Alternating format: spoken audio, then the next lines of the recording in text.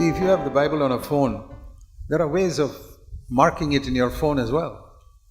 ನೀವು ನಿಮ್ಮ ಮೊಬೈಲ್ನಲ್ಲಿ ಬೈಬಲ್ ಇದ್ರೆ ಅದರಲ್ಲಿ ಕೂಡ ಗುರುತು ಮಾಡ್ಕೊಳ್ಬೋದು. It's very good to mark the really important verses. ಈ ಒಂದು ಮುಖ್ಯವಾದ ವಚನಗಳನ್ನ ನೀವು ಗುರುತಿಟ್ಕೊಳ್ಳೋದು ಬಹಳ ಮುಖ್ಯ. They help me a lot throughout my life. ಅದು ನನಗೆ ಜೀವಿತದ ಕಾಲದಲ್ಲಿ ಬಹಳವಾಗಿ ಸಹಾಯ ಮಾಡುತ್ತೆ. You must remember these promises. ಈ ಒಂದು ವಾಗ್ದಾನಗಳನ್ನ ನೆನಪಿಟ್ಕೊಳ್ಳೋದು ಬಹಳ ಮುಖ್ಯ. He will never leave us nor forsake us. ಯಾವತ್ತೂ ಆತನು ಬಿಡೋದಿಲ್ಲ, ನಮ್ಮನ್ನ ತೊರೆಯೋದಿಲ್ಲ ಅಂತ. But that does not mean that he can ignore our sin. ಅದರ ಅರ್ಥ ಹೀಗಲ್ಲ, ನಮ್ಮ ಪಾಪಗಳನ್ನ ಆತನು ಅಲಕ್ಷ್ಯ ಮಾಡ್ತಾನೆ ಅಂತ. There has to be a punishment for sin. ಅಲ್ಲಿ ಪಾಪಕ್ಕೆ ಯಾವಾಗಲೂ ಒಂದು ಶಿಕ್ಷೆ ಇರಲೇಬೇಕು. Even though Adam and Eve committed only one sin, ಆದಾಮ ಅವರು ಒಂದೇ ಪಾಪವನ್ನ ಮಾಡಿದ್ರು. Immediately God says, my son will come and die for that one sin.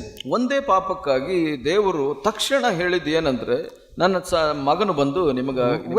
When did God say the seed of the woman will come and crush the serpent's head? ಯಾವಾಗ ಆ ಸರ್ಪದ ತಲೆಯನ್ನ ಒಬ್ಬ ಸ್ತ್ರೀಯ ಸಂತಾನವು ಜಜ್ಜುತ್ತೆ ಅಂತ ಹೇಳಿದನು. Not when man had committed 10,000 sins. ಮನುಷ್ಯ 10,000 ಪಾಪ ಮಾಡಿದಾಗ ಅಲ್ಲ, one sin. ಒಂದೇ ಪಾಪ ಮಾಡಿದಾಗ immediately God says, my son will come through the woman. ಅಲ್ಲಿ ನನ್ನ ಮಗನು ಬಂದು ಕಾಪಾಡ್ತಾನೆ ಒಬ್ಬ ಸ್ತ್ರೀಯಿಂದ ಬಂದು. So we learn another thing there, that even if there was only one sin in the world, Jesus would still have to come and die. ಅಲ್ಲಿ ಏನು ಅರ್ಥ ಆಗುತ್ತೆ ಅಂದ್ರೆ, ಲೋಕದಲ್ಲಿ ಒಂದೇ ಒಂದು ಪಾಪ ಇದ್ರೂ ಯೇಸು ಸ್ವಾಮಿ ಬಂದು ಸಾಯ್ಬೇಕಾಗಿತ್ತು. There is not much of a difference between a man who committed one sin and another man who's committed millions of sins. ಇಲ್ಲಿ ಒಂದು ಗೊತ್ತಾಗುತ್ತೆ, ಒಬ್ಬ ಮನುಷ್ಯ ಒಂದು ಪಾಪ ಮಾಡಿದವನು 100 ಪಾಪಗಳನ್ನು 1000 ಪಾಪಗಳನ್ನು ಮಾಡಿದವನು ವ್ಯತ್ಯಾಸ ಇಲ್ಲ ಅಂತ. All are the same. ಎಲ್ಲ ಒಂದೇ. Jesus had to die for both. ಯೇಸು ಸ್ವಾಮಿ ಇಬ್ಬರಿಗೂ ಸಾಯಬೇಕಾಗಿತ್ತು. I think like this, if I was the only human being in the whole world who had sinned, ನಾನು ಪಾಪ ಮಾಡಿದ ಒಬ್ಬನೇ ವ್ಯಕ್ತಿ ಇದ್ರೆ ಈ ಲೋಕದಲ್ಲಿ, all the others are good people, ಎಲ್ಲರೂ ಒಳ್ಳೆಯವರಾಗಿದ್ರು, I was the only sinner, ನಾನು ಒಬ್ಬನೇ ಪಾಪಿಯಾಗಿದ್ರು, Jesus would still come and die for me. ಯೇಸು ಸ್ವಾಮಿ ಬಂದು ಹಾಗೆ ಆವಾಗ ಕೂಡ ನನಗಾಗಿ ಸಾಯ್ತಾ ಇದ್ರು. That is how I look at it, and that's why I love Jesus so much. ಹಾಗೆ ನೋಡೋದ್ರಿಂದ ನಾನು ಯೇಸು ಸ್ವಾಮಿಯನ್ನು ಹೆಚ್ಚಾಗಿ ಪ್ರೀತಿಸ್ತೀನಿ. You must see how Jesus loved you personally. ಯೇಸು ಸ್ವಾಮಿ ನಿಮ್ಮನ್ನ ವೈಯಕ್ತಿಕವಾಗಿ ಹೇಗೆ ಪ್ರೀತಿಸಿದ್ರು ಅದನ್ನ ನೋಡಬೇಕು. The Bible says it's like a husband loves his wife.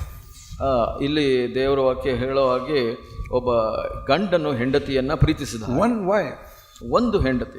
He loves her, if he's a good husband, more than everybody else in the world. ಆ ಒಳ್ಳೆ ಗಂಡನಾಗಿದ್ರೆ ಅವನು ಎಲ್ಲದಕ್ಕಿಂತ ಹೆಚ್ಚಾಗಿ ತನ್ನ ಪ್ರಿಯ ಹೆಂಡತಿಯನ್ನು ಪ್ರೀತಿಸ್ತಾನೆ. The Bible says, God said, man must leave his father and mother and cleave to his wife. ದೇವರ ವಾಕ್ಯದಲ್ಲಿ ದೇವರು ಹೇಳಿದ್ರು ಹೀಗೆ, ತನ್ನ ಒಬ್ಬ ಗಂಡನಾದವನು ತನ್ನ ತಂದೆ ತಾಯಿಯನ್ನ ಬಿಟ್ಟು ಹೆಂಡತಿಯನ್ನು ಸೇರಿಕೊಳ್ಬೇಕು. He said that in Genesis 2:24. ಆದಿಕಾಂಡ 2:24 ಈ ವಾಗ್ದಾನ ಇದೆ. And ಎಚ್ಚರಿಕೆ. That means when a man gets married, he must love his wife more than he loves his father and mother. ಅದರ ಅರ್ಥ ಏನಂದ್ರೆ, ಒಬ್ಬ ಗಂಡನು ತನ್ನ ಹೆಂಡತಿಯನ್ನ ತನ್ನ ತಂದೆ ತಾಯಿಗಳಿಗಿಂತ ಬೇರೆ ಎಲ್ಲರಿಗಿಂತ ಹೆಚ್ಚಾಗಿ ಪ್ರೀತಿಸಬೇಕು ಅಂತ. All you married men, ಎಲ್ಲ ಮದುವೆ ಆದ ಗಂಡಂದಿರು, can you really say that you love your wife more than you love your father and mother? ನೀವು ನಿಮ್ಮ ಹೆಂಡತಿಯನ್ನ ನಿಮ್ಮ ತಂದೆ ತಾಯಿಗಿಂತ ಹೆಚ್ಚಾಗಿ ಪ್ರೀತಿಸ್ತೀನಿ ಅಂತ ಹೇಳ್ತೀರಾ? Can you say that? ನೀವು ಹೇಳಲಿಕ್ಕೆ ಸಾಧ್ಯನಾ ಅದು? Can you look at the Lord and say, Lord, I love my wife more than I love my father and mother? ನನ್ನ ಹೆಂಡತಿಯನ್ನು ನನ್ನ ತಂದೆ ತಾಯಿಗಿಂತ ಹೆಚ್ಚಾಗಿ ಪ್ರೀತಿಸ್ತೀನಿ ಅಂತ I can say that. ನಾನು ಹಾಗೆ ಹೇಳಲಿಕ್ಕೆ ಶಕ್ತ. I could say that when I got married. ನಾನು ಮದುವೆ ಆದಾಗ ಕೂಡ ಅದನ್ನು ಹೇಳಲು ಶಕ್ತನ. Why? ಯಾಕೆ?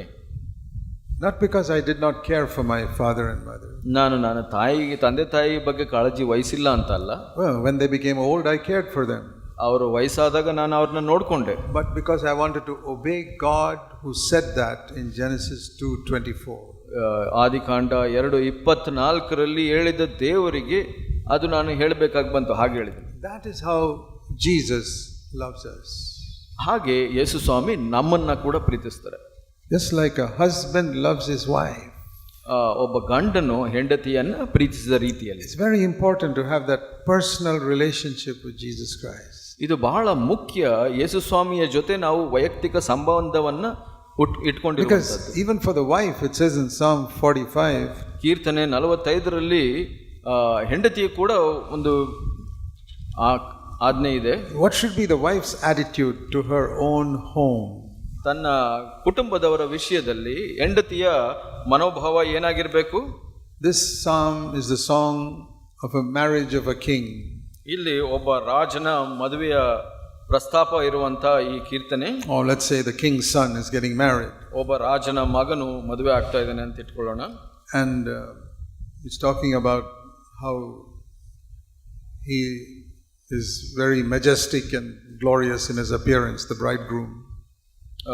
ಈ ಹೆಂಡತಿ ಬಹಳ ಸುಂದರಳು, the bridegroom ಆಗಿರುವಂತ ಗಂಡನು ಸುಂದರನಾಗಿದ್ದಾನೆ, ಪ್ರತಿಭಾಶಾಲಿಯಾಗಿದ್ದಾನೆ. he tells the bride ಅಲ್ಲಿ ಆ ಒಂದು ಮೊದಲ ಗೀತೆಗೆ ಹೇಳುವಂತದ್ದು verse 9 last part, at your right hand stands the queen, that's the bride. ಇಲ್ಲಿ 9ನೇ ವಚನ ಕಡೆ ಭಾಗ, ನಿನ್ನ ಬಲಭಾಗದಲ್ಲಿ ನಿಂತಿರುವವಳು ಅಂತ ಹೇಳಿ, that is the bride. ಅದು ಹೆಂಡತಿ, ಹೆಣ್ಣು. And he's telling the bride, ಆ ಮದುವೆ ವಧುಗೆ ಏನು ಹೇಳ್ತಾ ಇದ್ದಾರೆ? listen daughter, 10ನೇ ವಚನದಲ್ಲಿ, ಎಲೆ ಕುಮಾರಿಯೇ, verse 10, 10ನೇ ವಚನ, forget your people and your father's house, ಸ್ವಜನರನ್ನು ತವರು ಮನೆಯನ್ನು ಮರೆತು ಬಿಡು, then the king will desire your beauty. ಆವಾಗ ರಾಜನು ನಿನ್ನ ಲಾವಣ್ಯವನ್ನು ಅಪೇಕ್ಷಿಸುವನು. Just like God tells the husband to leave his father and mother and cleave to his wife, ಇಲ್ಲಿ ಗಂಡನಿಗೆ ಹೇಳಿದ ತರ ನಿನ್ನ ತಂದೆ ತಾಯಿಯನ್ನು ಬಿಟ್ಟು ನಿನ್ನ ಹೆಂಡತಿಯನ್ನು ಸೇರ್ಕೋ ಅಂತ he ಹೇಳ್ತಾರೆ. tells the wife, you now forget about your old family, now this is your new family, be united to your husband. ಇಲ್ಲಿ ಹೆಂಡತಿಗೆ ಮತ್ತೆ ಇಲ್ಲಿ ಹೇಳ್ತಾ ಇದ್ದಾರೆ ದೇವರು, ನಿನ್ನ ತವರು ಮನೆಯನ್ನ ಬಿಟ್ಟು ಬಿಡು, ಸ್ವಜನರನ್ನ ಬಿಟ್ಟು ನಿನ್ನ ಗಂಡನನ್ನು ಸೇರ್ಕೋ, ಇದು ಹೊಸ ಕುಟುಂಬ.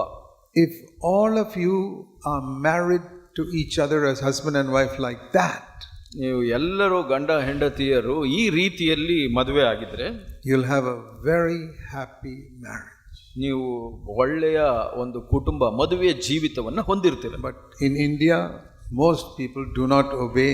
Husband does not obey, wife does not obey.